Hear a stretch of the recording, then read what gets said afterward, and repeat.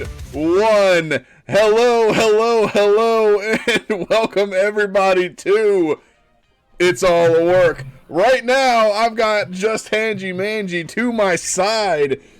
I think Dresh is coming. We will see. Indeed, if Dresh makes it here tonight, I hope that he does. But tonight, we are reviewing the latest SmackDown. The SmackDown from, that would be 5/31, correct? 5/31. 31 days in May, I believe, if I'm not mistaken. I could be wrong about. No, I'm right about that. No, you're right. Yeah. So it was an okay SmackDown. It wasn't spectacular, but No, that's right. It's story building, right? So very quick, we're gonna do some quick housekeeping things. Obviously, our link for all of our socials, our Twitter, our Facebook, YouTube, all of that good stuff is in the pinned comment at the top. Link tree / its_all_a_work. But we now have a link that we can use for Havoc Energy, which is also in the comments. If you would like to try some Havoc Energy, you can go ahead and, if you want to support us that way, you can support us by buying some of their stuff. You get a discount on it, 10% discount. It's some energy powder. And I think that they have a couple energy drinks. I think their lemon one is their most popular. And they've got some other cool stuff coming out too. But SmackDown, we actually didn't see people coming into the arena today, or on Friday. I don't know if you noticed that. No, I thought, well, we didn't see people pulling up, but we see people walking in the back. See, I missed it. Damn. Okay. I was actually excited. No, everybody shows up for work. That's how it goes. Everybody has to show up. They got the camera. And everybody's got to see everybody show up. Yeah. So we here. Fair enough. But either way, we're gonna start off SmackDown properly with your recap of King and Queen of the Ring. This one's gonna focus on Nia, because obviously Nia was your Queen of the Ring, and afterward we're gonna see Nick Aldis in the ring to bring out the Queen herself, Charlotte Flair. No, I'm kidding, Nia Jax. Jesus. Hey, you know that's gonna be a feud. Oh yeah, Nia versus Charlotte, the Queen of the Queens. Yeah, that'll actually be a good feud, I think. Yeah, I think it'll be a very good feud. I think that they do more than just one match too. I think they extend it out a few matches. It'll be a series, like best out of 3, best out of 5, something like that. They won't put it in such common terms like that, but I know that they'll probably do something like that. I mean, any match that they have would be pretty good. Charlotte's very strong. She's the same size as Nia. It just kind of makes sense to pull the trigger on it. Tall. What you mean? Tall. Same size as Nia. No. Let's see. Nia, big girl. We already talked about it. We know that she likes to throw her weight around a little bit. Ain't nothing wrong with that. Man, that's 2 different weight classes, my friend. That is a boundary. That is a step. Fair. So, Nia. So Nick Aldis brings Nia out to crown her as the queen. And Nia's not going to waste any time here. Nick Aldis is going to leave the ring. She's going to call Bayley out and say, "Look, I get a shot at Bayley's championship. Come on out to the ring. I'm summoning you as the queen." So I demand you to come out. That's right. Wow. Right, so Bayley's going to oblige, and she comes out laughing and kind of pointing or whatever. And I think it was more of a congratulatory thing, because Bayley's whole character right now is very weird. Like, it's very happy-go-lucky Bayley. You know what I mean? There he is. So after that, or while Bayley's on her way down.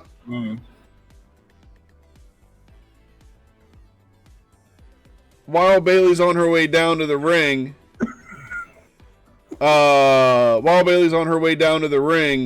she's going to be attacked by Piper Niven and Chelsea.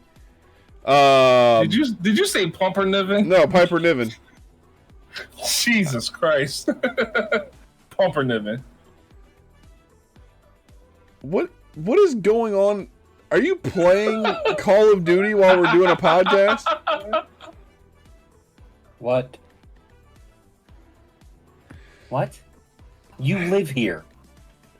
So, obviously, Nia wasn't expecting Chelsea and Piper to come out, and Chelsea's going to grab a mic and tell Nia that she will, in fact, be facing Piper Niven at SummerSlam after she takes the title from Bayley at Clash of the Castle. Nia says, look, I don't care who has the title. I'm beating whoever it is. Whoever, it doesn't matter if it's Piper, it doesn't matter if it's Bayley. After SummerSlam, I will be the champion. Right. Nia might be champion after SummerSlam. I can see that potentially happening, but Piper will not be beating Bayley. Yeah, no. There's a way, because I mean, we kind of want to see the Clash of the Monsters. That would be fantastic to watch. You got Nia versus Piper Niven. I think that'll be a battle for a championship, honestly. Yeah. But honestly, I don't know. But I think you're right. I think Bayley goes over at Clash of the Clans. Yeah, I think it'd be too early to just kind of drop the belt to Piper and then eventually drop it to Nia. Yeah. So Piper is just the monster before the big monster. So we're going to definitely do that. Like I said, Piper is going to lose, in my opinion. Let's see, what else do we get here? Okay, so after this segment, we're going to go back to Nick walking back to his office, and we're going to get a QR code. So, ooh. Yeah. Question, does anybody even fucking care about the QR code now? I mean, we had the rant about it. We had the rant about it last podcast, and I mean, people do, but I mean, I don't. So what I'm doing right now, it's gotten to the point where, okay, we know what the fucking QR codes are. You have nothing else you're going to show me out of those QR codes. I'm done. Just show them to me already, so I can go, ooh, cool, and then move the fuck on. Right. So what I'm doing right now is I'm posting in the chat. I'm actually putting the link that the QR code leads to. I went through the website. It just takes you. It honestly, I mean, there's probably deeper stuff hidden in there that I haven't gone into, but it really just goes over the other stuff that we've seen from the other QR codes, and really that's what they're more or less doing. They're just repeating everything that they've been saying at this point. So it's hello, welcome. Feared. We're here, but you're not here. Need you to show up. All right, show up for work like everybody else does at the beginning of a show. Can you imagine? Uncle Howdy's here, just some like crazy person just like shaking in the corner. No, they're just gonna start off one day. Uncle Howdy's in the building. Oh shit! You know what? I wouldn't even be mad if that's the start of SmackDown. Like, see him walking in with his suitcase. Yeah, you just see Uncle Howdy walking in like, at least we get a fucking finally y'all are here. Thank God. Jeez. So Uncle Howdy pulls up. So from here, we're gonna end up going to Tommaso Ciampa versus Austin Theory. Before that fight, actually, no. I didn't even go over the Nick Aldis stuff. So yeah, we get the QR code. After the QR code, AJ's waiting in Nick's office. Asks him for some time later tonight to in the ring to address his future. Nick asks what it's all about, and AJ says it'll be hard enough to do it once, so he just wants to do it in front of the crowd. So, and from there, it's just like, he says, yeah, you got your time, kind of thing. Then we're going to move into Tommaso Ciampa and Austin Theory. Right before that fight, though, we see Naomi in the back. She's checking on Bayley. Naomi makes sure that Bayley can fight tonight, and she says she's going to go talk to Nick Aldis about them getting a tag match against Piper Niven and Chelsea Green. So the match itself really is kind of being used to set up Gargano and Grayson Waller next week, because that's what we're going to do. The match itself is good. Does pretty well. We're probably going to do DIY at Clash at the Castle versus Austin Theory and Grayson Waller. I wouldn't be mad at that. That should be a pretty good match, actually. Yeah, they should probably win the titles. Yeah, I think Austin Theory and Grayson Waller break up. Yep. Because after those comments by Grayson, that shit was wild. Yeah, and I mean, it was the reason he lost the match. You know, I mean, your finish is basically, you know, Austin going for the A-Town down, but Ciampa reverses it. Ciampa does this beatdown. Austin ends up outside of the ring. Grayson's going to put him back into the ring and then starts yelling at Bad News Barrett or Wade Barrett that the only reason that he yells a lot of things at him, but the last thing he yells is the only reason that Austin is relevant again is because of the Grayson Waller rub.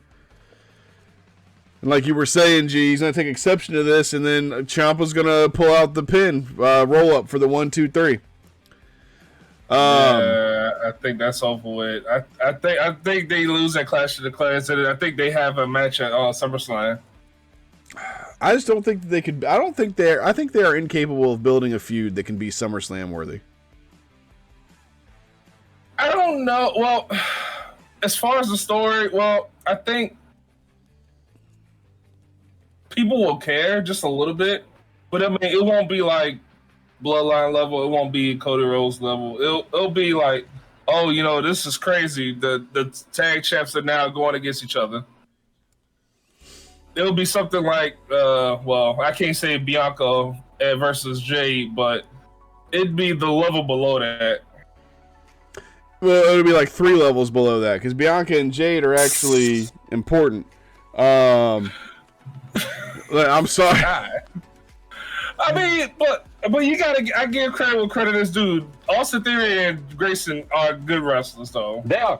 I was surprised with it because I'm not a fan of them, but they appear to have actually come out and made something of themselves other than just being a fucking joke. Right. Though it seemed like that with both belts. Once they handed them to the teams they handed to them, both teams had been used pretty much as just a joke. And it's actually kind of nice to see both teams not being just a fucking joke. True that. So they'll probably end up breaking up. They're going to have their fight. I think their fight happens at Money in the Bank, though. I think they lose their titles at Clash, and then they just get their Money in the Bank. Because Money in the Bank is literally like 2 or 3 weeks right after Clash at the Castle. That makes sense. I say, believe it or not, we actually have 2 PLEs in between King of the Ring and SummerSlam. It's crazy. Damn. Yeah. Is it 2 or is it Bash in Berlin before SummerSlam, or is that right after? That's NXT. Bash is NXT. Yeah. Yeah, Bash is NXT. Wow. All right, that's a change from when I used to watch. Ugh. Yeah, they took Bash at the Beach and just kind of pushed it on NXT, but Bash is actually good though. NXT PLEs are like really good. Oh yeah, they're not bad. It's just I was expecting I thought for some reason in my head I thought Bash was still WWE. It was still main roster. Nah, it was like because I mean, Bash at the Beach was WCW. That was their SummerSlam. Yeah. So WWE took it. Was like, we're gonna use it, but we're gonna use it for the minor leagues. I would say. Yeah, all the WCW, old WCW pay-per-views, they are, they did our AWA pay-per-views or whatever, NWA pay-per-views. They took all those names and they gave them to, they gave it to NXT. So yeah, because Fall Brawl was one, Halloween Havoc was another, like all of those. Ooh, Halloween Havoc used to be my mainstay. Yeah, that and Super Brawl. Super Brawl was fucking fantastic. The couple of things that WCW did right. Squirrel says Piper for WE. I'm not sure what that means, but I'm sure I think he's talking about Piper Niven. Piper for champ. Yeah. Yes. Man. I'll have a stroke halfway through his sentence. Piper for champ. I don't know about that. I mean, I will say Chelsea called her a spicy margarita. All right. So I didn't say that. She said that. I know she did. I said the same thing when she said it. I was just like, what's so spicy about her? What's the margarita about her? Well, what's Somebody funny? explain that to me. Somebody explain the margarita about that. I don't understand that. Piper actually broke character for a second. I think Chelsea was just trying to get her to break character because she said all those things, and then at the very end she said, "My spicy margarita," and then Piper was like, "Bitch, the fuck." So I think even Piper herself was like, "What? Why am I a spicy margarita? Can you explain this?" I'm just saying, none of that shit made sense. It's just like spicy margarita. Explain this. What's spicy? What's backstage? So yeah, outside of that, Tommaso Ciampa's going to get the victory here. He's been working. He got his neck worked a little in the match, so that's probably going to come into play during the tag match. That's probably going to be what people are going to be focusing on now, long-term storytelling. But outside of that, Ciampa picks up the victory. So after that, we're going to go back to Nick Aldis in the back again, talking to Blair Davenport this time, and Naomi's going to walk up and ask for the match that she wants. Blair's going to take exception to this and basically tells Naomi that she's rude. Naomi says that normally she'd introduce herself and ask who the hell she is. And Blair interrupts her and says, "You don't have to ask. I'll just tell you. I'm Blair Davenport. But I have a feeling that soon you'll know exactly who I am." So Blair's going to storm off. Nick's going to give Naomi her match. LA Knight is going to walk in while Naomi's leaving, and LA's going to be like, "You done?" And Naomi goes, "Yeah." And then LA goes, "Yeah." So, and so he's going to ask about AJ retiring. Nick says he doesn't know what's going on with that. LA asks, "Where is Logan Paul?" Nick says, "Look, have a seat." And then we go to commercial. I don't know about this Blair Davenport. Anybody do any research on her? Not a bit.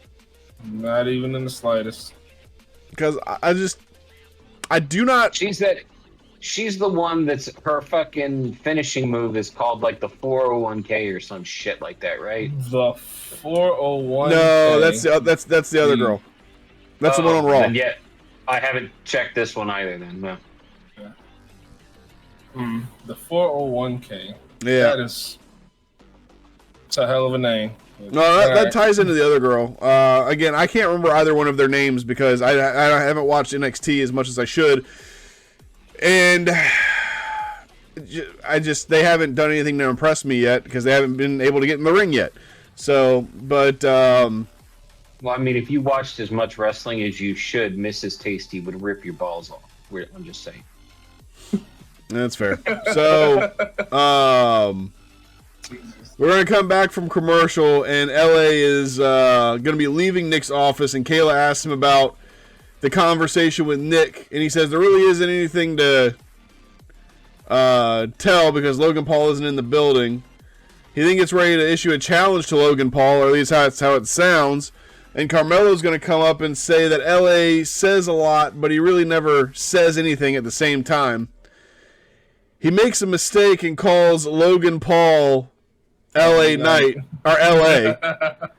And they did a good job recovering it, but LA didn't let it go.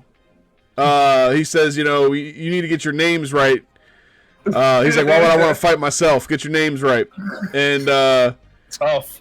Carmelo's going to ignore it. And Melo took that shit to Twitter. Yeah, they take it to Twitter? Was like, yo. Yeah, Carmelo was like, "Oh, I made a mistake. I said the wrong person's name on live TV. Ooh. Maybe I need to go back to NXT." NXT, yeah. Hey, you know what? Melo played that up. He was like, "Yo, fuck you guys." No, Yeah. You know what though? You know what? It's no one let Roman have a break when Roman kept forgetting his lines. So if you go come out here and say the wrong name, Booker T yelled at Jerry Lawler when Jerry Lawler called Apollo Crews Apollo Creed. Yeah. Oh no, it wasn't. He yelled at Brian. He yelled at Jerry because Jerry was going to try to defend Bryan Danielson for saying Apollo Creed, And so when Jerry was like, well, it's a, I don't think it's a big deal. Booker was like, what do you mean it's not a big deal? He has a name. Say it right. And Jerry's like, I don't know. Well, it's the stigma behind WWE, and I hate to say it, black wrestlers. All of us don't look alike, I mean, Apollo Creed's not even a wrestler. I'm just saying. I know, but Booker T has had that experience back, not necessarily backstage, but maybe backstage. But you saw what they did to him. Everybody saw what they did to him. He was forced to watch Vince McMahon say the N-word on live TV. He was forced to say that. He finally won the World Heavyweight Championship. It seemed like less than a month, Triple H just snatched that shit out of his hands. Like, what the fuck was that? Well, to be fair, he did say, Hulk Hogan, we coming for you, and then he just dropped the N-word. So, so to be fair, he did. He's probably paying for that a little bit too. So that's I don't fair. know. I mean, but look, Hulk Hogan had it coming. That is true. My man got into that promo. He said, after we done with Lex Luger, we want the belt. Hulk Hogan, we coming for you. He knew he fucked up because he was like, ooh. Oh, yeah. I say, Sister Sherry even grabbed him by his face and was like, you're a bad boy. You need to stop that. Sister Sherry. Everybody knows Sister Sherry. Nah, Sister Sherry. Sister Sherry. But anyway, so Carmelo's going to ignore LA going in on him a little bit and says, hey, if we want someone who's going to talk the talk, then LA is your guy. But if Logan wants someone who's going to walk the walk, he's him. And Carmelo's going to walk away, and LA Knight literally just looks at him and says, trash. I ain't gonna lie, I think LA Knight meant that. Yeah, he did. Trash. Like, damn, bro. All right. So, I don't know. But this either way is going to take us into our... Who wins? I just got to ask. Who wins between Carmelo and LA Knight? Because we doing that match. Carmelo needs a win. He needs a fucking win. True. Yeah, I hate to say that, but I think Melo needs a win. I think they do. Yeah. I think he needs a win because he's been dropping L's ever since he's gotten on SmackDown. So. Yeah, he hasn't gotten a win yet, has he? No, he has. He had a good run. He had a good run in the. He won his first match. Shit, he won his second match, and then he lost against Orton for King of the Ring. That's fair. Yeah, that's fair. But outside of the tournament, yeah, he ain't. Yeah, he ain't really done nothing. But either way, we're gonna get into the next. I'm sorry, I did want to say. I think if the match is before Logan Paul versus LA Knight, LA Knight's gonna win. If it's after Logan Paul and LA Knight, then maybe Carmelo wins.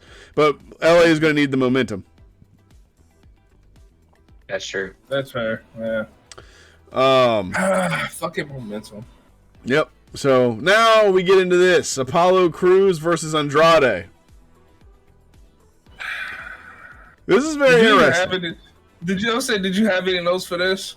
I had some. I have 5 little bubbles, but it's. I missed that match. Did they give Apollo Crews the Apollo Crews treatment? Oh yeah. Yes. Yeah, but they're doing something a little different with him now. So he's at least going to be on the screen more, which is good. At least he gets to be on TV. If he's going to take L's, fine, he takes L's. But at least he's on TV taking L's. Like, god dang. I need him to stop taking L's. You're going to turn him into a less or a poor Shinsuke Nakamura. They keep on. He's 36 years old. I looked up his age when I saw him doing all that stuff that he did during the match. He's my age. Yep. So, his career is basically over in 10 years, more or less. I mean, that's if he wants to keep doing it. And he ain't gonna get nothing crazy in 10 years, man. His time's already coming past. It sucks. He's good at what he does. He's gonna end up being R-Truth. Nah, his ass gonna end up going to AEW and then having a bright spotlight for like a month or two, and then dropping into obscurity like everybody else that goes there. I hate to say it. Like, let me know if I'm wrong on that. I'm sorry. What'd you say? I missed it. I got a thing. I said he goes to AEW and then drops into obscurity like everybody else that goes there. Like, that's what happens, because he'll be in the spotlight for a month or so. He may get a championship match. After that, you won't see him. Like, he'll be in the background. No, you're right. That's exactly how it happens. 100%. Yeah. Every time. I can't tell if he's watching someone stream or if he's playing a dang game. I can't tell. All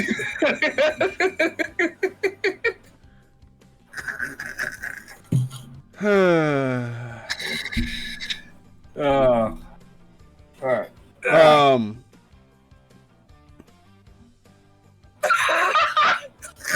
I don't know. Oh, I fucking can't. Move on.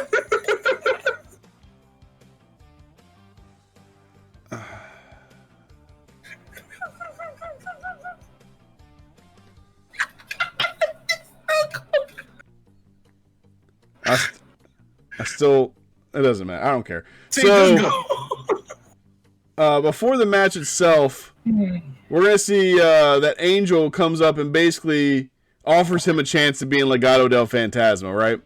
And Andrade is gonna say, thank you, but no thank you.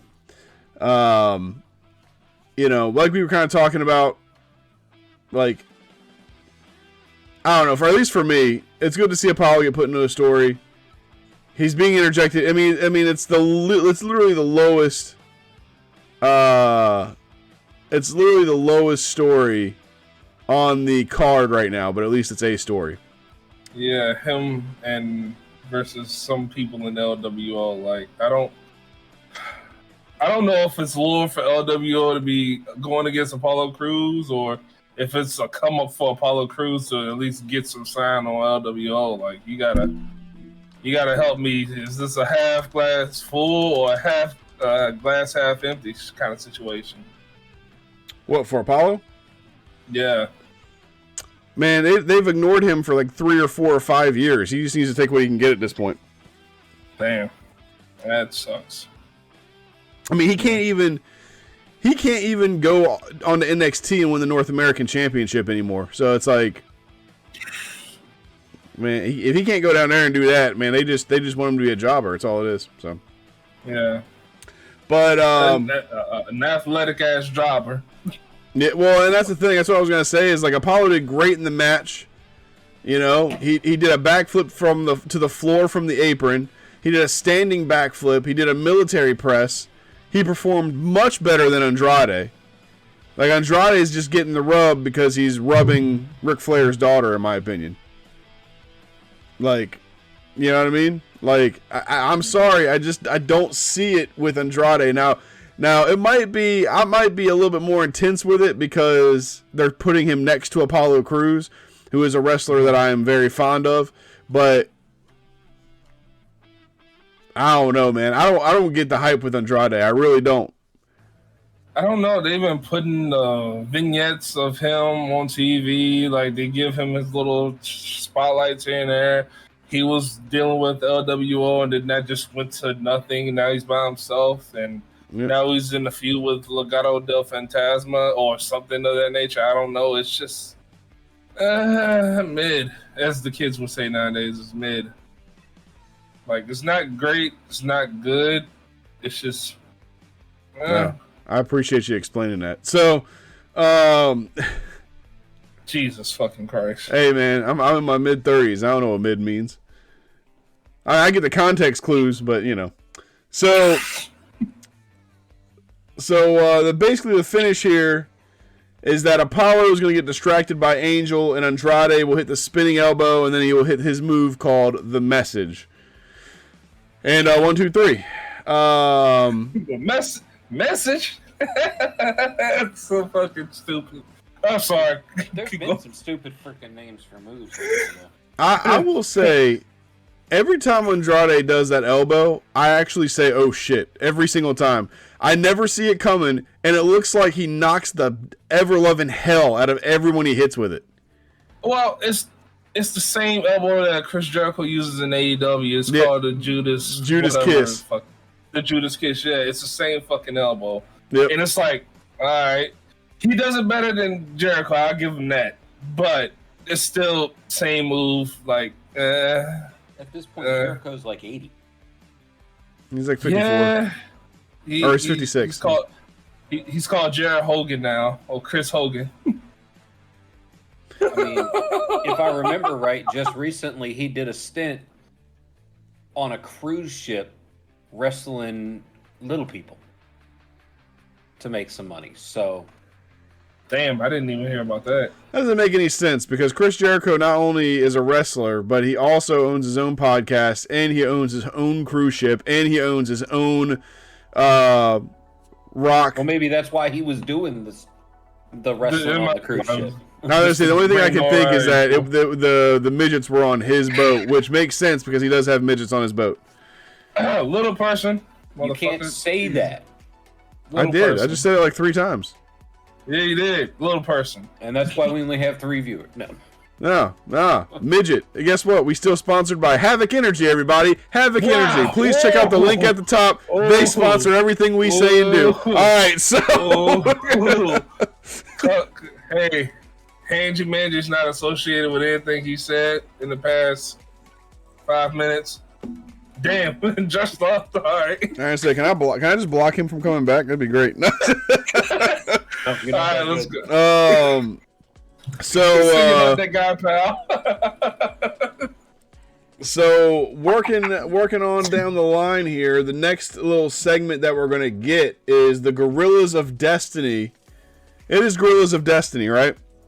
Yep, Gorillas of Destiny. G-O-D. Woo!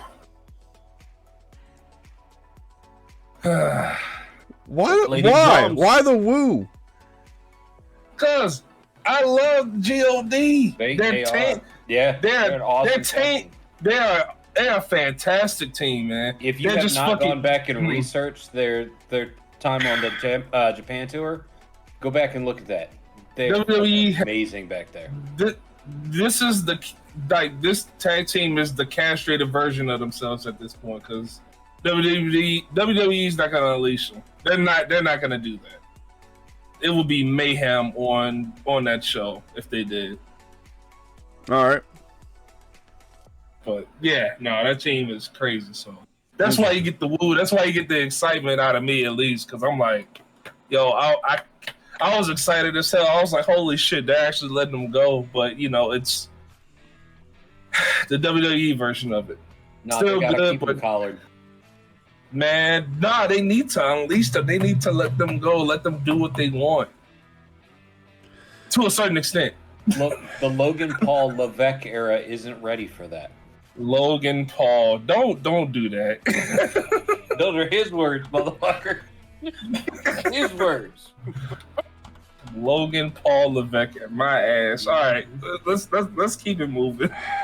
Get upset, Logan Paul. So anyway, the Gorillas are in the back with Solo. Question, did they came out as the Bloodline? They didn't come out as GOD. They're not going to use GOD. Yeah, they're not going to use that because WWE has to brand everybody themselves, so they can own all of the rights to everything that you ever do. So they can. They can go back and they can talk about it because they did speak on their history, but they can't call them GOD. Yep. Right. They're not going to call them that just because, like T said, the branding and WWE wants to own everything. Yeah. They've already technically used GOD. Roman used it. Greatness on another level. He used it for my ball cap that I've got it. It's got GOD on the side. I don't remember what the D is. But it's greatness on something. It's greatness on a different level. Different, that's what it is, yeah. It's interesting. So, either way, they're in the back. Heyman enters the frame and asks Solo how he can better serve Solo while he's acting tribal chief. Paul says that the violence in the old bloodline only happened when it was discussed. And it was calculated. Paul says that it looks like there's a lot of violence that Solo is recruiting, and the violence that's happening is just random with no wise plan, no wise counsel. He says when Roman returns, we need to have Cody in check, and Solo says we have Cody in check and he doesn't even know it. And Paul says, with all due respect, who is we? Who is we? Who is we? And very good question. And KO is going to now enter the arena. Solo looks back at the TV and then looks back at Heyman and says, you need to fix this. You want to help me? You go out and fix this. So, motherfucking Heyman doesn't fix anything. Nah.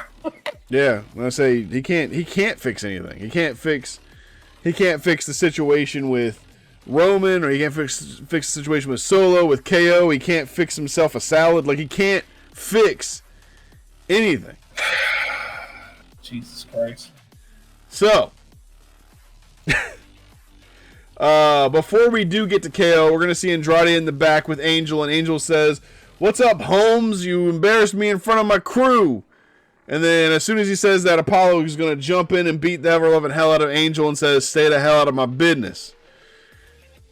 So, stand on business. Said business. Stand on business. He said business.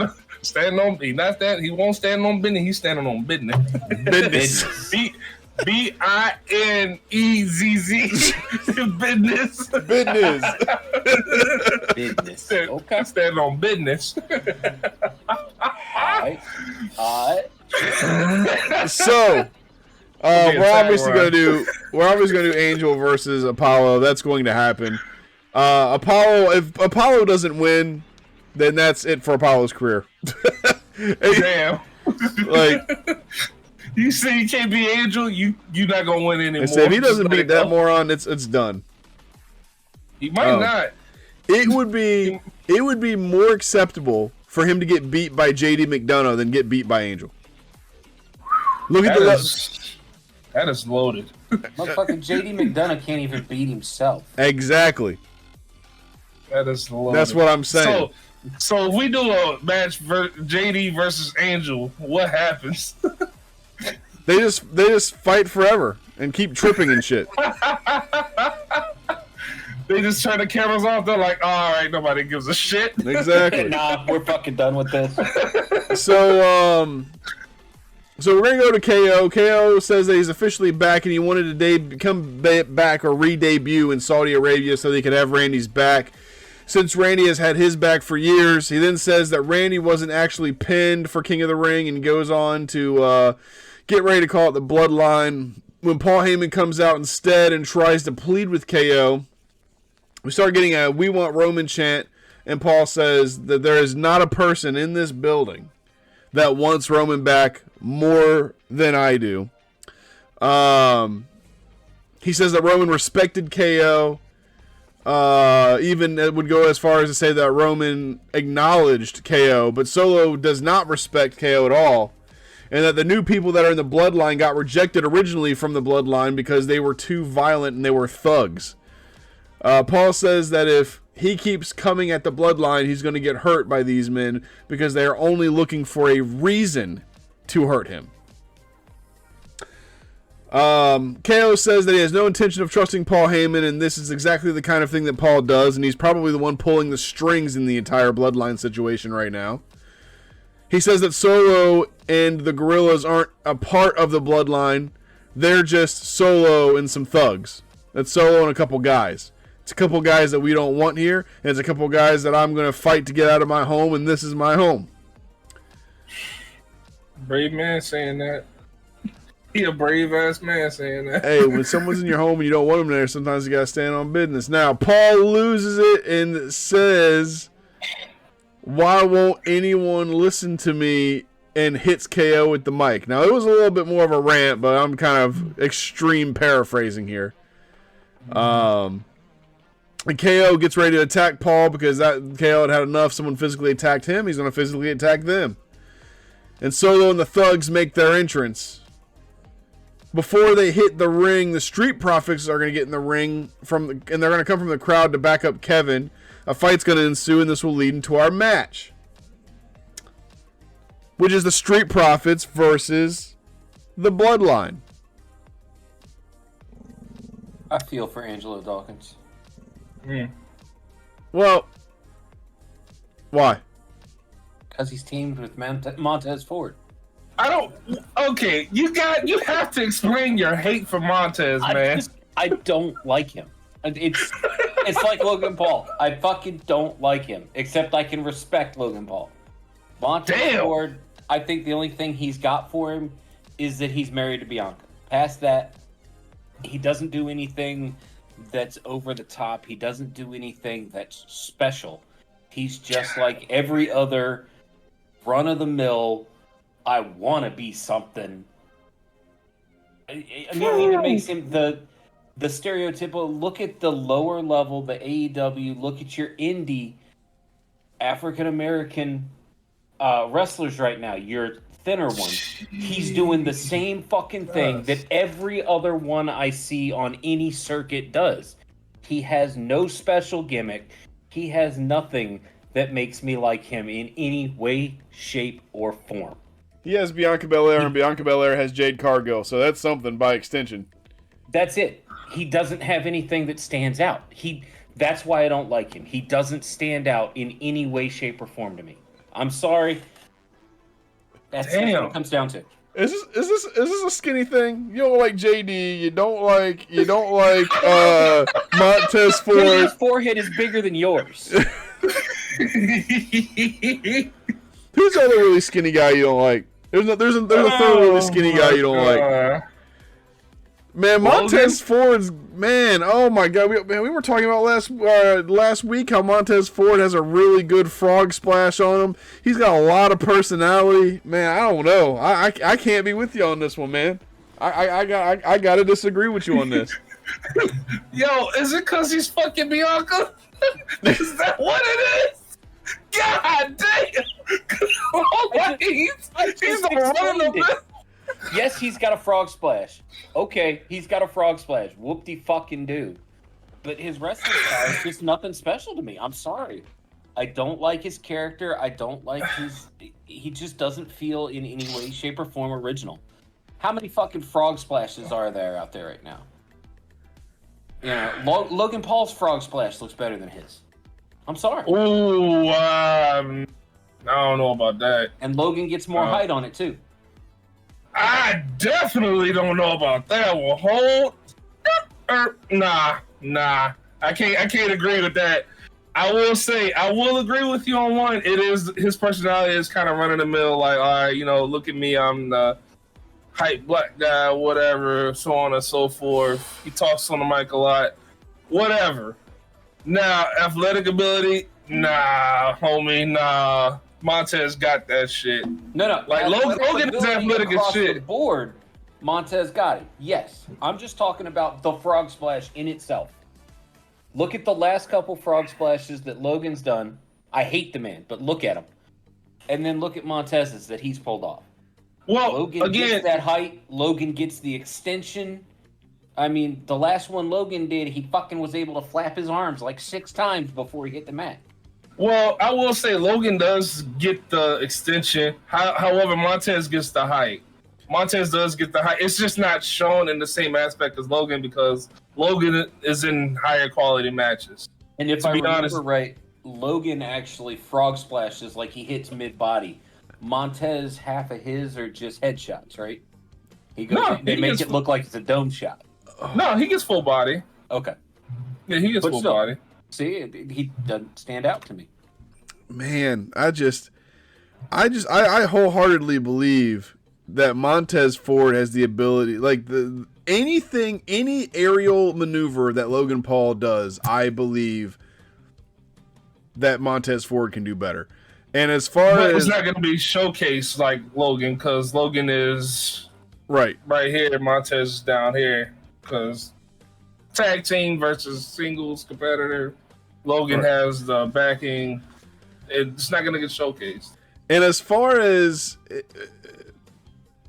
generic African American personality, I don't know what that's about. I honestly don't. But I'm just going to say this: I've seen more personality out of Montez Ford than I have out of Angelo Dawkins, and Angelo Dawkins has a lot of personality with him. Like, it is Montez Ford and not Angelo Dawkins that has multiple memes on the internet, like multiple video and GIF memes on the internet of him doing funny things. I don't care about a meme. But I'm just saying it plays to the personality that he has. Well, Montez, he's more eccentric. He's more energetic with his personality. Put it like that. But that's it. You have made an enemy in Squirrels right now, man. Squirrels with us in the chat. Squirrels is Montez Ford all the way. That's crazy. That's crazy. But you know what? It's good. There ain't nothing wrong with having opposing viewpoints. But God dang. I don't care for him. I'm sorry. I don't. And it continues until I see something that changes my mind. And I ain't seen shit. I legit think it's because he's fucking Bianca. Hey, we got Montez Ford on Twitter.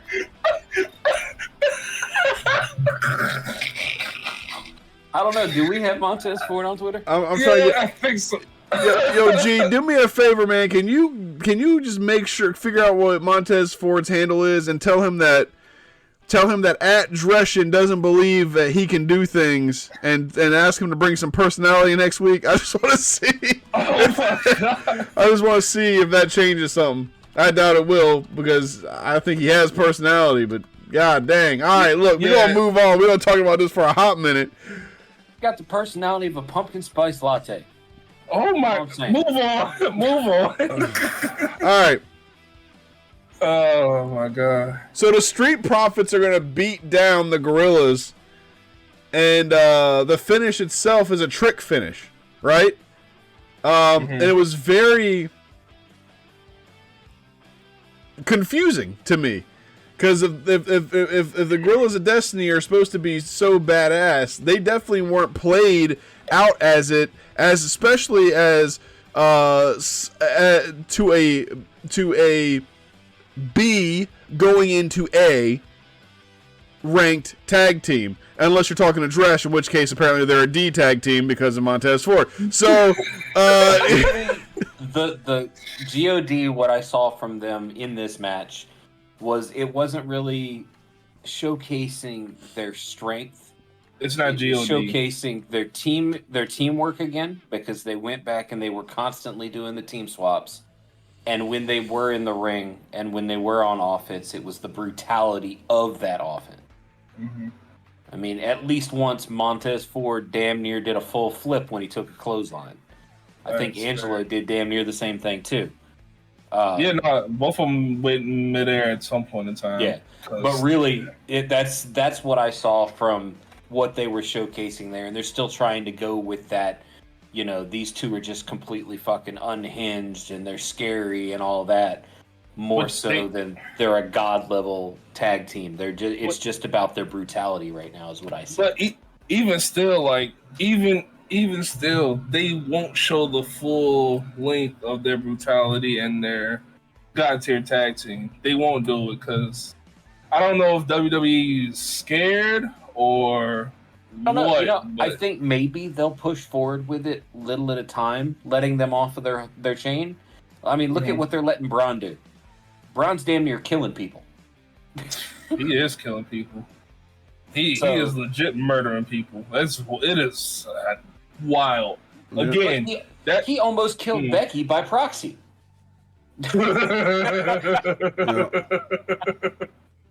What? Wait. That bitch ricocheted off the door. Yeah. Wait, which Braun are you talking about now? You just talking about two different Brauns. Braun Breaker. Braun Strowman was the one that hit. Oh yeah, it was Strowman that hit her, but still, Breaker's the damn. It was, oh shit. Both of you, what? No, I was just talking about the brutality of that spear he did to Ricochet, because I sent you the video of him coming from the stands. Yeah, that video from the stands was ridiculous. That was stupid. Like, he got there in no time. Like, literally crawled. You used to just see him crawling through the crowd. And then all of a sudden, as soon as Ricochet goes up for his top rope move, he takes off and he's already in the ring by the time Ricochet stands back up. Shit is stupid. Like, what? Yeah, he was actually he was it was like he was like electric sliding on water or something. It was crazy. Yeah. Yeah, if they're letting that level of brutality out, maybe they'll let God off the chain, but you don't know, So we'll see. Remains to be seen. Yep. Well, either way, the finish of this match is going to be Dawkins throwing Tonga Loa to the corner, and Tama Tonga hits a sneak tag. Dawkins will tag Montez, who hits an amazing frog splash from the top rope, and when he bounces off of Tonga Loa, Tama's going to catch the rebound. A generic frog to do his front face slam thing for the 1, 2, 3. And again, to not even. This is what I don't like. I don't like that every week Paul comes out, oh, they're thugs. They're thugs, and they're so violent. And then nothing crazy has happened to KO except for him getting busted open and being thrown in the arena. Like, that's the one thing that happened to KO. Like, some stuff happened to Orton, minor. They can't beat the Street Profits clean. Like, this is just weird to me. I don't like what I like what they're saying with the bloodline, but I don't like how they're physically executing it. Well, again, with the intensity that God brings, I think it's the same thing with why they haven't brought out Jacob Fatu yet. They don't want Solo to get overshadowed by the physicality and the brutality of the entirely different group. Like, these three... Did we make note that at the start of the match, because shit got heavy at the start of this match, KO beat the ever-loving hell out of Solo? Yeah. Before this match even started. He beat the shit out of Solo. Solo's got nothing. Unless he's got his enforcers on his hip, he's got nothing. And I don't think they want to build him to be that weak, because, again, what these other three people can do, Solo can't do. He can't. He maybe get a little bit, but he has not shown any level of what these three can do. Mm-hmm. So I think they're just holding them back, and then I think eventually they're gonna turn on Solo, and by God, I pray that's when they let them loose and let them do what they can and will want to do. So Squirrel says only time will tell with that. Squirrel says he doesn't think Fatu's showing up until there are two bloodlines, which it could be a thing. I mean, we're not going to get two bloodlines until SummerSlam, I don't think. So yeah, and SummerSlam Roman's not coming back before then. So. Yeah, they're going to do SummerSlam up big. So I think that we do see Roman come back. I was actually thinking about this. There's going to be a breakdown where Paul is going to get attacked by one of the Tongas.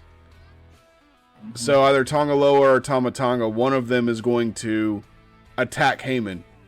Probably both of them. Could be both of them. Either way, once this happens, that's when Roman comes back. Don't mess with his wise man. Exactly. You mess with the wise man, you don't get the horns. You know what I'm saying? So, Jesus. But either way, we'll see what happens with the Bloodline. The Bloodline still is the biggest story happening in SmackDown, because no one gives a crap about Cody Rhodes' run anymore, because they just keep throwing dumbasses at him. We want Cody, and now he's not doing shit. And now we want Roman. Fucking fans are fickle. Like I was talking to T the other day. I can kind of give Cody a pass at the moment. It's not his fault. With the issues that his wife is having outside of the companies, him having to step back just a little bit to focus on that more than focus on storylines, I think is noble on his part and shows that WWE is trying to be a caring company more than just a fucking money grubbing run that Vince ran it into. That's fair. So they're recognizing, and he's still being the fighting champion that he is. He's just trying to focus more on his wife and his family as they get through this trying time. I mean, stage 4 is a hell of a thing. So, Yes. It was stage 4 endometriosis, if I'm not mistaken, and she had a complete hysterectomy. So I'm pretty sure it's gone now. They got rid of it. But I mean, it still takes a bit to to recover. Recovery, yeah. So I think it's let's give Cody just a little bit more time with that, with the family, and hopefully then they'll start to build something good for him. Because so far they really hadn't. I don't know if, right after everything stopped, where he took over, if all of this was coming to head there, and that's why they kind of stepped away from him a little bit, or if this was just a magic in the middle of everything. I'm not 100% sure, because I mean it's a possibility that's what it was, but I mean even still, I feel like they could do better storylines and not necessarily have him, be there to wrestle. I think with Cody, just with Cody's character, bringing that into the arena with him and actually commenting on, his life and that sort of thing outside of it is more his character, and it might actually do him well. And even having whoever you're starting your next storyline with step on it might be a good stepping stone to start that rivalry. Ooh, that is some Vince level shit right there. I ain't even gonna lie. Bringing real reality into wrestling, but man, Vince knew how to do that shit. It'll fire him. Yeah. Matt Hardy, your girl cheated on you with Edge. All right, bet we're gonna use this as a storyline. What? Yeah. What? Yeah. The fuck is that? This is it's his pillow. Couple dear friends of mine. They knew who they are. Got me this nice wrestling fanny pack, and it's got. I ain't gonna lie, I thought it was a wrestling lunchbox. I was about to be so upset. No, it's a fanny pack that you can put your drinks inside of. This can fit. It's a lunchbox. This can fit 3 Liquid Deaths. But they don't want to be a sponsor, so fuck it. You still trying, huh? What, for Liquid Death? Yeah. We'll get them eventually. Trying. Oh Jesus! We'll get them eventually. I wore that around. I wore that around work when it was given to me. I wore it around for the rest of the shift. It was fantastic. So you out here wearing a lunchbox around work, huh? Oh yeah. Oh yeah. No wonder Mike hates him. Yo. Hey man, you got to be who you are, and nothing says champ like a WWE title belt igloo cooler. So. Cry about it. Title belt lunchbox with the pocket protector and the glasses with the tape. Actually, Mike's the one that has the tape on his glasses, but I digress. He's cheap, but we ain't going there. Christ. The same damn glasses I glued back together in Virginia Beach. That motherfucker had a sandwich in that damn title belt. What's wrong with having a turkey sandwich? All right. I know Dresh ain't laughing. Like this motherfucker didn't get a whole gallon of Kool-Aid during the last podcast and make 2 sandwiches in the middle of the podcast, and I'm hungry right now. Had to go get himself a turkey sandwich. I know he ain't. But I ain't carrying it around in a fake ass title belt. That fucking Roman doesn't come to the ring and go, damn, I need some fucking poise in the belt. It just don't happen.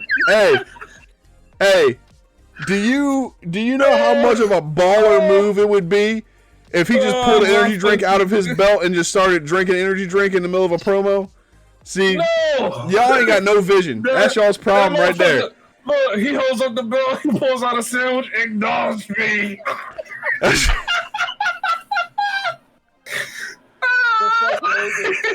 It's like Logan pulling the fucking brass knuckles off his balls and kissing them.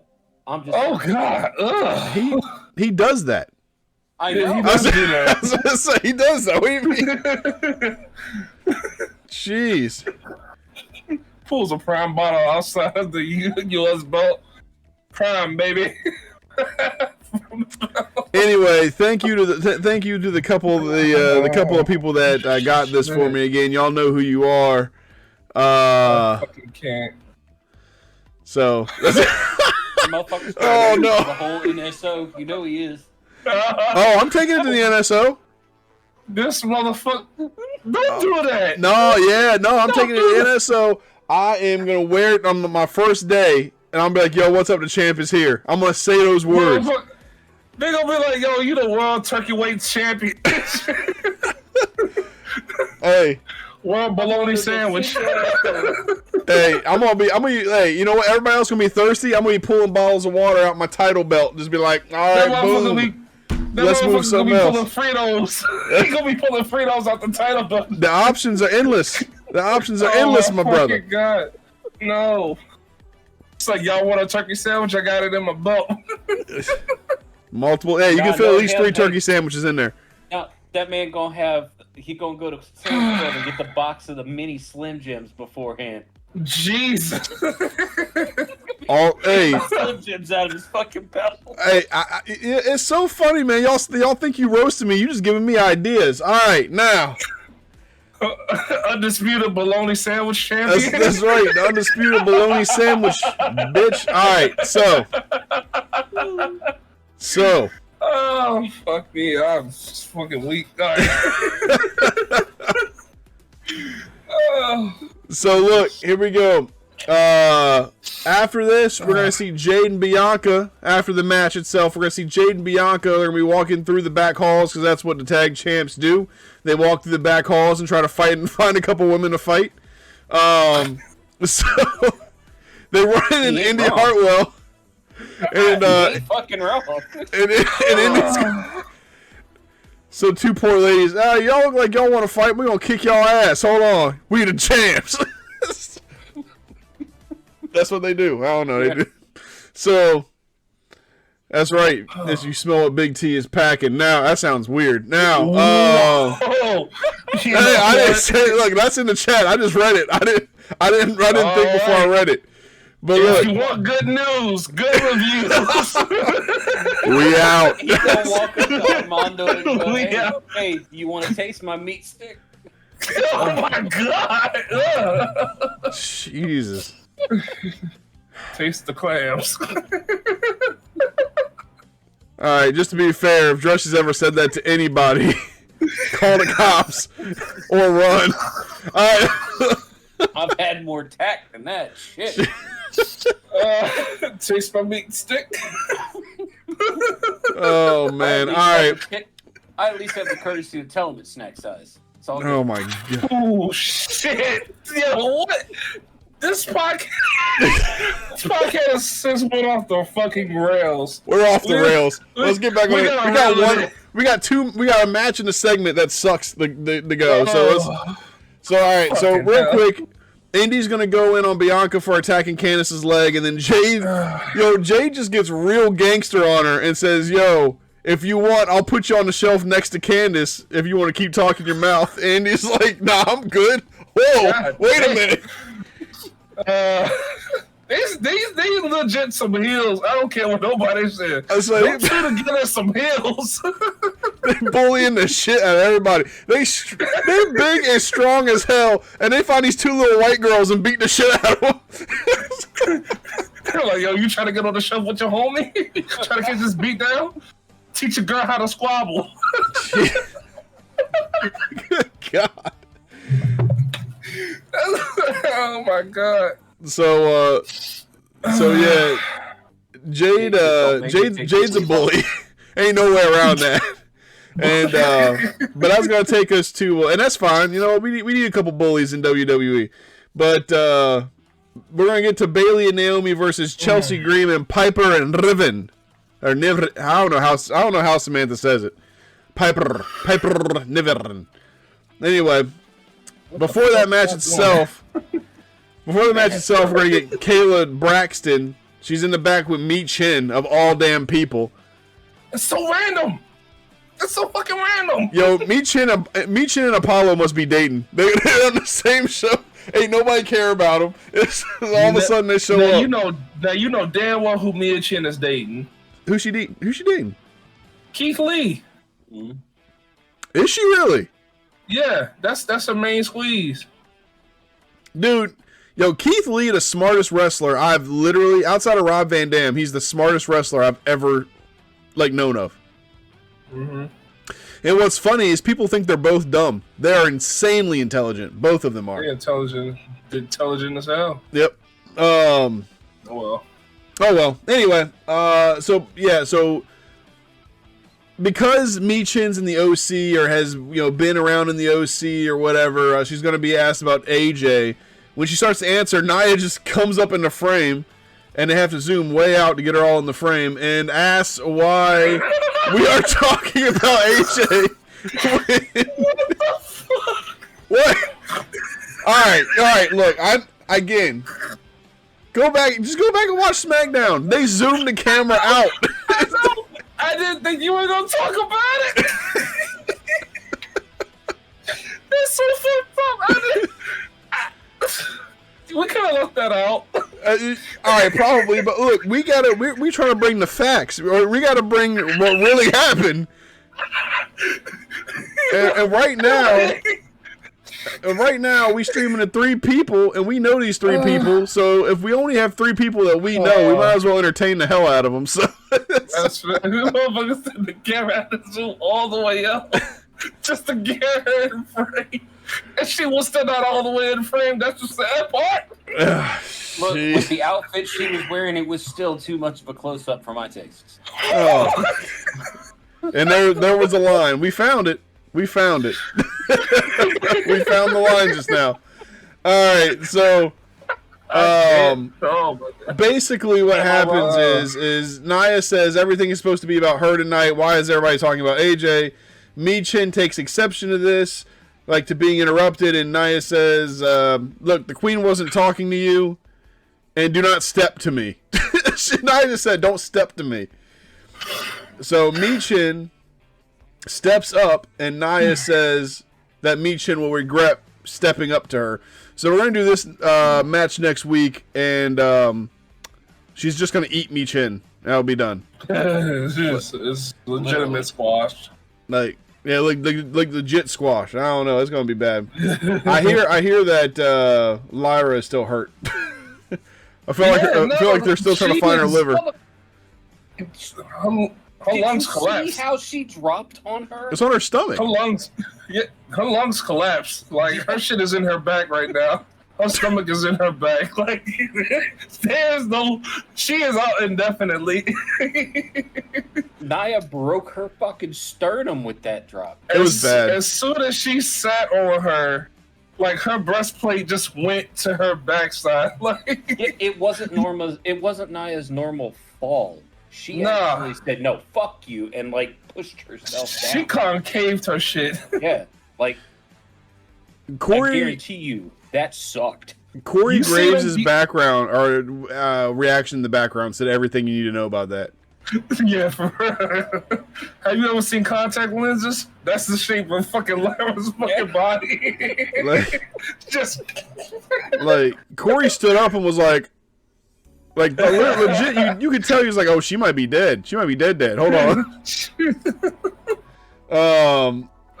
So either way, like I said, we're going to do that match. Probably happen next week. I can't remember if they already announced it. They announced a bunch of matches at this point, but either way, early on in this match, the camera guy got himself fired because he caught Piper touching the back of another camera guy and telling him to move out of the way so she could take a move from Bailey. And the thing is the camera guy filmed it. He was like, oh, what's happening here? Oh, she's just hanging out with this guy. Who's this guy? Literally just whole thing filmed. And then, they cut it at the last second, and then you see Bailey jumping on Piper. That guy's new. He didn't know. Yeah, so that was fun. He ain't working in this town anymore. And the finish itself is going to be Naomi getting the rear view. Naomi hits the rear view on Chelsea for the win. And while Chelsea is trying to get the pink eye out of her face, Piper is going to land a mean elbow drop on Naomi. and then Piper will throw Chelsea onto Naomi for the 1, 2, 3. Chelsea went out and got some clear eyes, and she's fine now. If anyone was worried. So, again, we're just building the whole Piper Niven thing. Naomi will probably go against Chelsea at some point, or maybe against... Well, Naomi's probably going to go against Piper, one-on-one. Bayley will go against Chelsea and clobber Chelsea. So we're just going to do a couple variations of these matches until we get to Clash. You know what I mean? Yeah. You guys have anything that... Bayley already won against Chelsea. Man, so that already happened. That is true, but they'll do something again.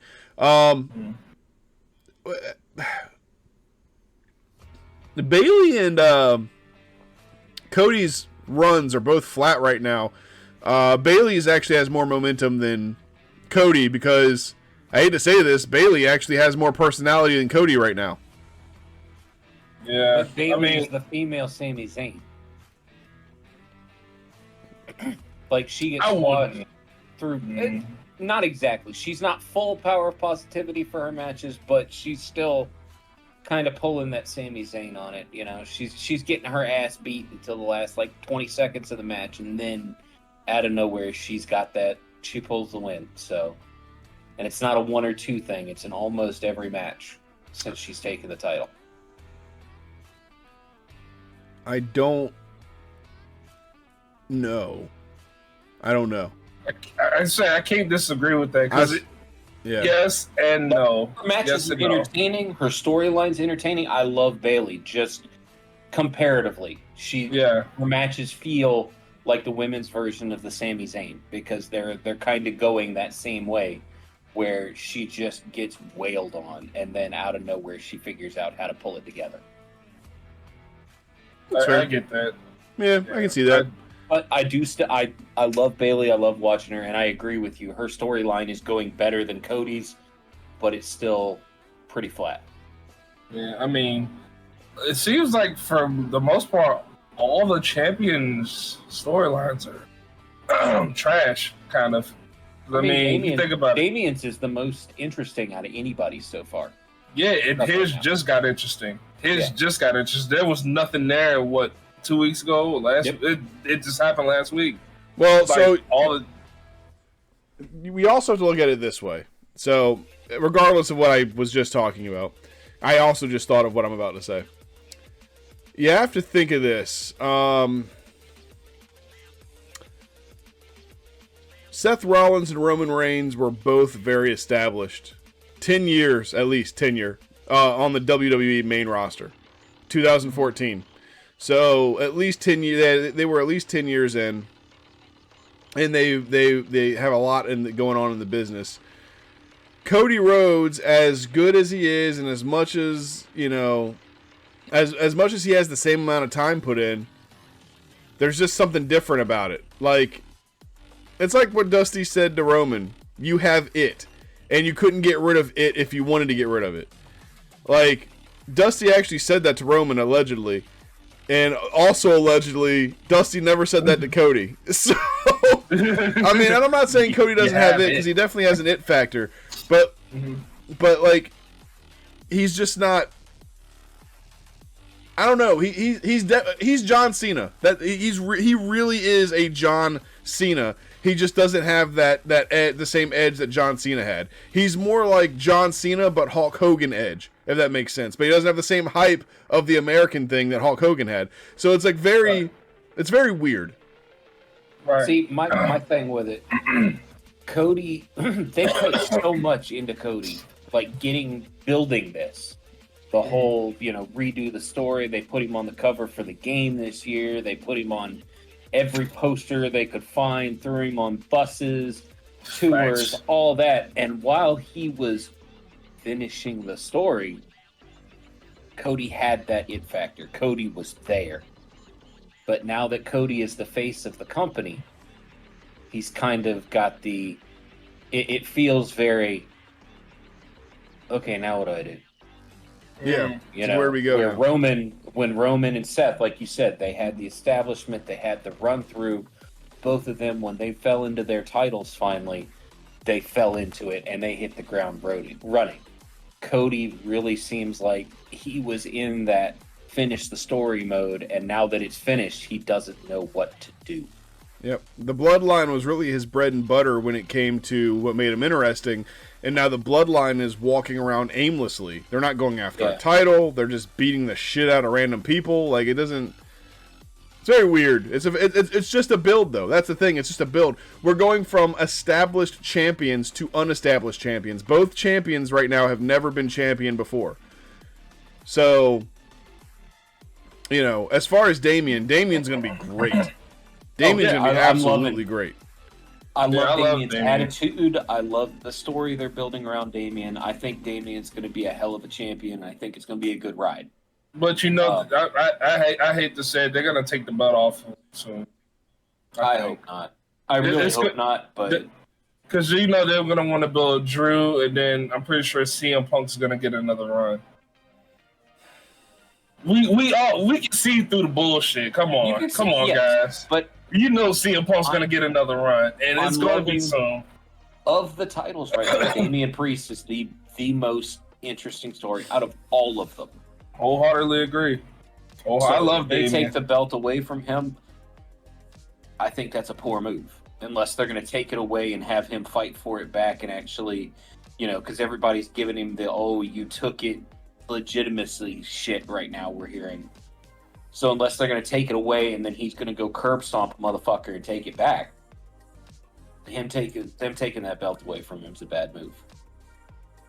I don't know. We'll just have to wait and see. I personally love what he's doing. I can't wait to see more of it, but I'm pretty sure we're gonna see him versus Finn at least once. At least once. Somewhere in the line, we're gonna see that, but yeah. I still feel like they're gonna take it away from him sooner than they should. We will. I mean, we will see that match happen. I just really hope they don't give it to CM Punk. He just... You know they are, man. He is the fucking draw. You know that. Like, all I'm saying is, like, yes, WrestleMania 41, give him his fucking main event. Give him the main event of WrestleMania 41 as the challenger and have him lose. Give him the main event that he wants. Fine. And then he can go the fuck away. Like, again, everyone loves CM Punk. I understand it. Like, he's great. He's anti-establishment. And I loved him during his first run in 1982. Alright? But, like... It's 2024, bro, and he is not the same CM Punk. He is not the same guy. It is. Who do you put the belt on? Do you put the belt on somebody that draws, or do you put the belt on somebody that doesn't draw? The problem is you don't put it on Punk. Punk is a paper tiger. If you put the belt on him, you are going to have less of a fighting champion. And this is, you know, I'm a Roman Reigns fan, but you're going to have less of a fighting champion than Roman was. You know, you're going to see him at every third PLE, not every PLE, not every other, because he's going to go in there, he's going to stub his fucking toe and tear an Achilles tendon and have to be out for 6 months. And they're not going to make him drop the belt if he's got it because, you know, it's good. I mean, you said it, I didn't, but hey, still. You know, back in the mid 2000s, he went against Kevin Nash, and the one thing that Kevin Nash passed down to him was the ability to get injured. All right, so moving on. Diesel had one good run, and that was it. He ain't been the same since. Yeah, he had one good run, and he tore his quad on it. So fucking hell. So now we're gonna get AJ on his way to the ring, and LA Knight says, "Look, if the rumors are true, you have my respect." Cody meets him halfway on the way to the ring, shakes his hand. The OC meets him before the curtain. AJ says, "Hey, I want you boys out there. You've been with me my entire career, whatever. Get to the AJ Styles segment. These are the only notes that I have. AJ Styles lies about retiring, and then he hits the Styles Clash off the stairs to Cody Rhodes while the OC is stopping people from coming out to help. He did the Mark Henry bit, ladies and gentlemen. Mark Henry a while back said he was retiring, got John Cena out there, and then he did his World's Strongest Slam to John Cena. It was 100% the Mark Henry bit, and I do not have a problem with the Mark Henry bit. I don't have a problem with them doing the Mark Henry bit. I have a problem with the person that they chose to do the Mark Henry bit, because AJ Styles and people do not like me for saying what I'm going to say. So I assume, like, tonight's the night of hot takes, right? Dresh had a hot take. Now I've got a hot take. And the hot take is that AJ Styles ain't shit. Sorry. I never, when he debuted, I remember, actually, G, were you the one with me? I was there. We were there when AJ Styles won the championship, and I'm pretty sure he won it from Dean Ambrose, if I'm not mistaken. Yeah, I was not a fan of that, but I digress on that one. It was either Dean Ambrose or John Cena. No, he won it from John Cena. He won it from Dean Ambrose. He won it from Dean Ambrose. Okay. Yeah, because it was at Backlash. Yeah, because we were there. Yeah. Yeah, we were there for that shit. Ambrose. Yeah, it was bullshit, but I remember I was so mad because I was like, "Who is?" Like, I knew he came from TNA. I knew he had good, like, banger matches with Sting. I knew he did really good in the X Division and all this stuff in TNA, and he was phenomenal there. Yes, awesome.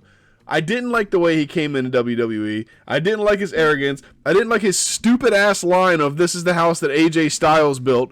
Look, motherfucker, you came in here not 2 minutes ago and you built the house. Go F yourself. All right? No, you didn't. Well, the arrogance, that's AJ Styles. That's what he's made for. He's arrogant. He's the high flyer. He's the phenomenal one. And I agree. The motherfucker's phenomenal. The bitch came in and wrecked shit. He took over. Yeah. Well, this is before the Roy Rage. He legit came in. He won the championship right off the day. I wasn't a fan of that, by the way, but he did that. I can't say he built the house because, I mean, technically The Rock built the SmackDown house, but that's neither here nor there. I still like AJ. All right, that's one of the old guys gonna have their time to shine again. And this is his old guy time to shine. And I'm okay with it. It is what it is. Like, who else is Cody Rhodes going to beef with? Apollo Crews? LA Knight? LA Knight again.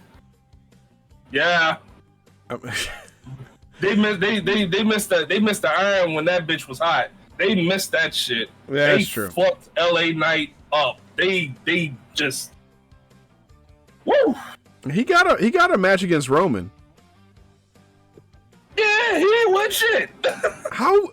Okay, look, LA Knight was great. He was not the man to dethrone Roman. No, of course not. But I honestly don't think Cody should have been the man to dethrone Roman. Unfortunately, he had to be the one because Roman needed a break. He held the title. I know he needed it, but I'm just saying, Cody. The way they built Cody about this. Yeah. We're on the way yeah. But but they could have put LA Knight elsewhere. They should have struck when the iron was hot. Now that motherfucker cold as hell. He still gets the LA Knight, yeah, but outside of that, you don't even hear the cheers like you used to. Sorry. You missed that shit. So man, it is definitely the night for hot takes, I will say that. Well, that's not even a hot take. That's just facts. That ain't even a hot take. That's facts. Tell me, when would have been a better time than what? 4 months ago, 5 months ago, 6 months ago for LA Knight to win 8 belts. He could have took the shit off of Logan. Who the fuck gives a fuck about Logan? I think I think Logan had something in his contract where he got to hold the belt for like a year or so. Okay. It's probably something with the prime deal. Yeah, maybe. Don't get me wrong. Logan's a great wrestler right now. Like he is fantastic. Didn't need the belt. Didn't need it on him. LA Knight could have took it off him. Everybody would have been fine with that. They missed out on that opportunity. Because Logan Paul doesn't want to be essentially, he only wants the star treatment. He only wants to be a PLE wrestler. He doesn't want to have to make these SmackDown appearances and do the travel. He doesn't want to do the work to get to it. And he saw Roman being able to only show up to the PLEs and occasionally have to show up to a show to make a fucking speech, and that's all he ever had to do. That's what Logan wants. And that's you can want that all you want. Newsflash, Roman put in the work before this. Yes, and Logan never did, and that's one of the reasons I have issues with Logan. But that's what they're doing with him. Because he's got that Prime deal, they're letting him have that superstar treatment. They're letting him have the PLEs only. And I mean, outside of those things that shows that money, where Logan Paul's character is supposed to show that you can get into the WWE even with, if you've got the talent, you know, you can make a break out of fucking nowhere. Is really what his character's supposed to show. But it's showing that if you have money, you can do whatever the fuck you want. I mean, outside of him wrestling only for championships, title run sucks. It sucks. He doesn't do anything with it. He had what was it? The triple threat match that was good. What else? It's fair. My point exactly. Like, you could have took it off him and we would have been okay. You missed out on an opportunity for sales for LA Knight. That's on them because of a contract, maybe. I don't know. We don't know behind closed. Damn, how the fuck did we get to LA Knight to Logan Paul? But anyway, again, I'm okay with AJ Styles and his run. Let him have it. Let him have his old person time, all right? Everybody else got it. The Rock got it. John Cena got it. Fucking Triple H got it. Sting didn't get it, but he got it, which I will never forgive WWE for that. So fuck y'all. And yeah, let him have it. Yeah, they did Sting dirty. So it's because he didn't sign. That's all. He didn't sign when they first jumped ship. That's all. Yep. I say Vince always gets what he wants, and Vince wanted to bury Sting, and he finally did it. A bunch of bitches. Yep. So, but it's all right because Vince is gonna be buried in shit. So. Yep. Anyway, my friends, do we have any news? We're running a little late.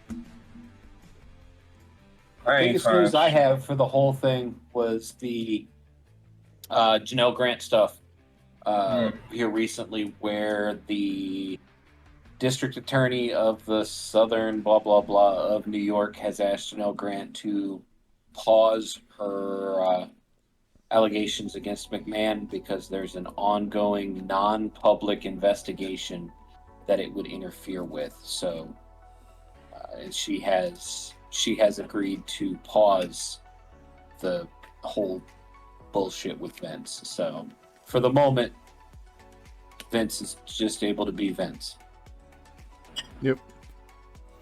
Yep, Vince is able to be Vince because he is being investigated for something presumably worse. Yikes. I don't know how you get worse than expletive doing expletive on expletive. I don't know. Maybe shit on an elephant. I don't know. Who knows? That's a crime in Africa. That's why I said expletives, man. Jesus. Well, anyway, Dresh, thank you for bringing the news. One more piece of unofficial news. Officially, we talked about it last week, but Becky Lynch is officially a free agent. Yep. She's going to take her time away. She's going to take a break. But we're almost 98% sure she's going to come back. She's even already said she's not pursuing, she's not even entertaining other offers, even though there's been rumors of AEW offering her exorbitant amounts to sign with $250 million. That is insane. Yeah. But again, I say 98% because there's always that little itty percent chance that everybody's got their number. Yeah. That dollar sign just sneaks in their hands like, you know what, that don't sound that bad. But officially free agent, so hey, have at her. $250 million. I'm not even sure if AEW makes that in a year, but that's fine. Outside of that, just to remind everybody watching it at home, I will not be hosting next Thursday or next Sunday. Excuse me, or the Thursday after that. It'll be hosted by Dresh if he can get here on time, and we will. Yeah, I feel like it. Hey, Jesus. And my dog is barking, so that is the time. That's me being told that it's time to go. If you want good news and if you want good reviews, you come here to It's All a Work. Yeah. Snap into a podcast. Just know you won't have to listen to that for the next few weeks. I swear, I think he's about to shit himself every time he does it. But anyway, we out.